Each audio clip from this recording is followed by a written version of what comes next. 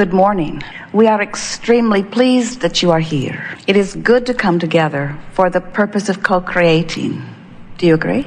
Yes. Co-creating at its best, really. You are knowing what you are wanting. You've been listening to us for a while. You know everything we know. You know you are the creator of your own experience, and that you are constantly creating the new and improved version of you, and that new and improved version of you exists vibrationally before it manifests, as does everything. The thought precedes the manifestation. So thought that is considered for quite a while, allowing law of attraction to respond to its non-resistant nature, is what causes creation. So if you have an idea of something you want, but you doubt it, you're hindering the manifestation of it. If you have something that you want, but you expect it and are looking forward to it, then you don't hinder, and it happens quickly. Often we start these gatherings by asking, do you know what you want, and are you happy about the contrast that helped you to identify what you want? And many of you want to say yes to that because you think it's what we want you to say.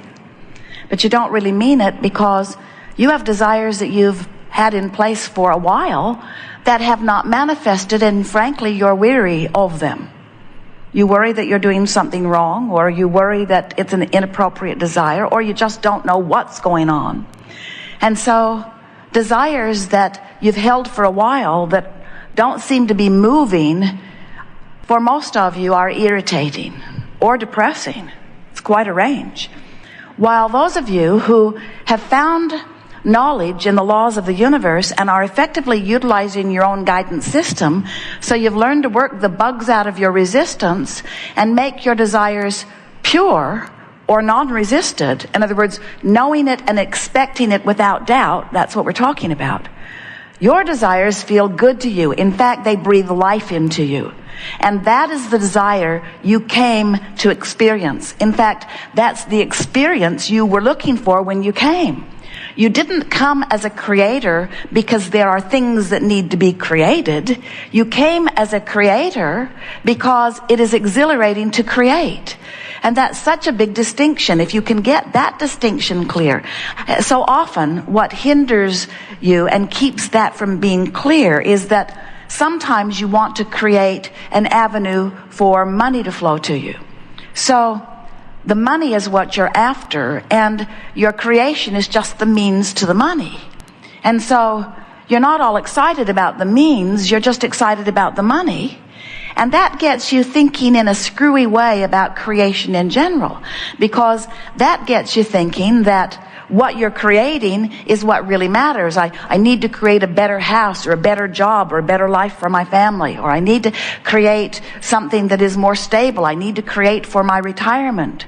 And so when you're looking toward an end and you aren't anywhere near that end, then it's not fun to create. And what we want this gathering to do for you today, we want you to get turned on to the idea of the creation process itself. Let us say that in a better way. We want you to get turned on to the thrill of the process of creating. That's what you came to experience. You can get the idea of that when you talk to an artist who has painted an endless supply. Jerry and Esther have a friend in Albuquerque who is one of the world's premier artists. She is known around the world, and her art is recognized in competition after competition. Tempera painting, unbelievably beautiful. And she has been painting for so many years, and her paintings are very expensive. And so there are paintings of hers in galleries in many, many, many, many cities. And yet she continues to paint.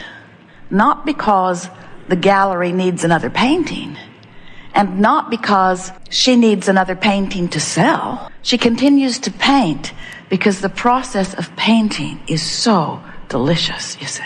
And so that's what we wish for you. We want you to put creating in the realm of something really fun to do. Something you really like to do. But you can't do that until you understand the process. You can't have fun at creating until you work the bugs out of your own resistance. Because when you want something that you don't believe, it's not fun. And you can't turn your wanting off. That's the worst part of it. Our physical friends tell us, wish I didn't want that. Felt a lot better before I wanted that. I'm so discouraged now that I want it and can't have it. And we want to say to you, there's nothing that you want that you can't have, and there's nothing that you want that isn't already lined up for you in a vibrational reality. We're calling that vibrational reality. Formerly we called it your vibrational escrow. We're calling this your vortex of creation because it is a spinning vortex of attraction. Law of attraction sees to that. When you know what you don't want, whether you put words to it or not, you send off a rocket of desire that is received by the larger part of you, by that which you call source.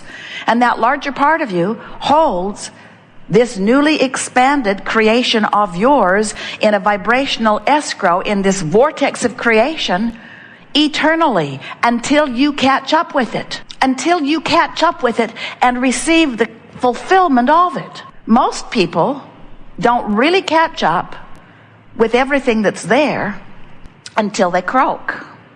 In other words, because most people don't release their resistance until they breathe their last breath. Most of you, as long as you're still in this body, have stuff you're complaining and worrying about. Every subject is two subjects, what is wanted and lack of it. And it is not inappropriate for you to consider both sides of that equation because, in fact, the contrast is what allows you to focus forward. Contrast is essential to everything. Imagine no contrast in your visual experience. Ever seen a snowstorm or a picture of one? What is that? Oh, that's me back there in the background. I can't see you. All I can see is white. You're hoping for a little black nose on something somewhere in the picture, just to know that it's not a mistake. Contrast is necessary for you to focus visually. And the best photographers have figured that out, haven't they? Contrast is necessary in music for you to hear anything that is meaningful. If it was all one note, you'd tire of it soon. The contrast and the variety of the contrast is what makes it meaningful. So contrast is necessary for focusing, and focusing is necessary for creation. And everything you see is a focused creation. Everything that you hear is a focused creation.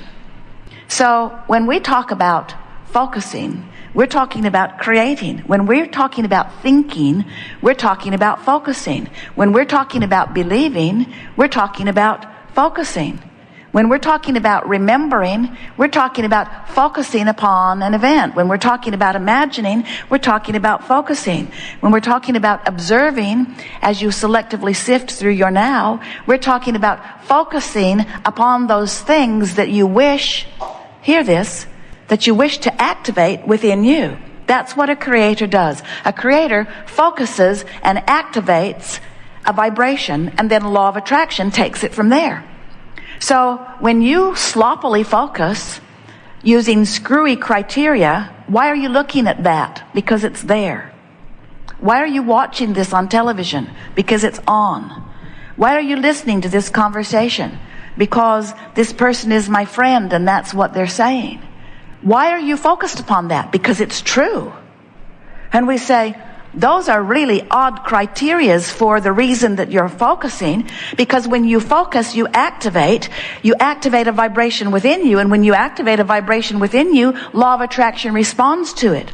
And when you activate a vibration within you that contradicts who you really are and what you really want, then you introduce discord into your experience. Discord that will prevent you from what you want, but even more than that, discord that will keep you from feeling good, because it's discord that keeps you from being who you are. Do you understand that? Do you know that you are vibrational beings more than you are anything else? You are so good at interpreting vibration that you see this time-space reality around you, and it has convinced you in your interpretation of it that this is the real world, this world that I can see and hear and taste and smell and touch. This is the real world. And we want you to know that while you are interpreting with all of those senses, that you are interpreting on many vibrational levels of your being. Vibrations abound all around you, and you are the attractor of the vibrations that abound. Now, many argue with that. They say, no, Abraham, I walk into a room and what's there is what I get. And we say, well, have you ever been an eyewitness to something that someone else was an eyewitness to and discovered when you read the reports that you saw very different things, even though you thought you were looking at the same thing? Because who you are and what you believe while you are witnessing it completely colors the way you interpret whatever it is that you see. And if that's true with what you see and hear, have you ever been with a dog who perks up and you say, stop it? But the dog is responding to something vivid that it hears or smells. The other day, Jerry and Esther were in a campground, and a man walked by with a beautiful dog. And as they walked by, the dog turned around and looked in the direction of Esther, could not seem to take its eyes off of Esther. And Esther was so flattered. Esther thought, oh, that dog sees energy. And that dog who's tuned in, tapped in, turned on, knows the beauty of my vibrational being.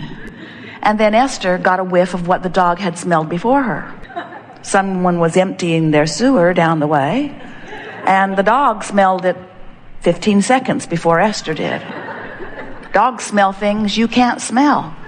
Dogs smell things you don't want to smell. They interpret differently than you do. Same environment, different depths of interpretation. There are people who can hear things that you can't hear. There are animals that can hear things that you can't hear.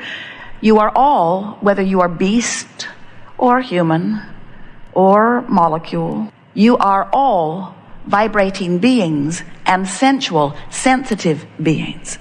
But you have levels of interpretation that go far beyond your physical senses. And what they are vibrational interpretations. You get impulses to move or impulses to consider. You get impulses that you're picking up from all around you. But this is always true. You never receive an impulse or an experience that is a departure from your vibrational countenance. In other words, you train yourself by living in your environment into your habits of vibrations. And your habits of vibrations are what your beliefs and expectations really are.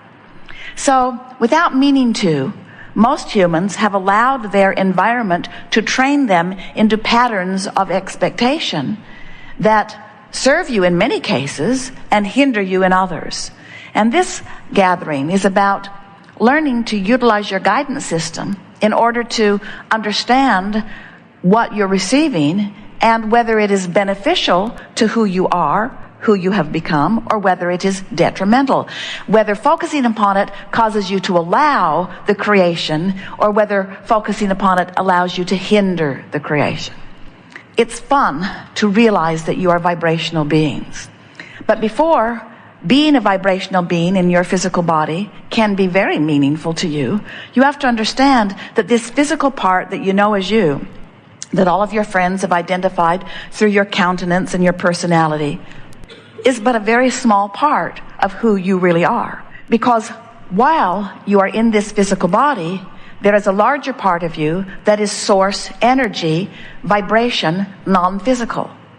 And that part of you, man has been calling it soul. Sometimes man calls it source or God. But that non-physical part of you is by far and away the larger, dominant part of you. And that part of you knows your well-being. That part of you has been accumulating since the beginning of your existence, and that's so far back we couldn't even begin to define that for you. Since the beginning of your existence, that part of you has been garnering and gathering and focusing upon the very best that your life experience has been able to hone out. In other words, this source energy is a vibrational vortex of well-being that defies physical human description. We just can't give it words, but sometimes your physical senses feel it. and you recognize it as love or appreciation or joy. Those moments of exhilaration are the best interpretation that you ever are able to utilize in order to define this vortex of well-being that really explains who you are.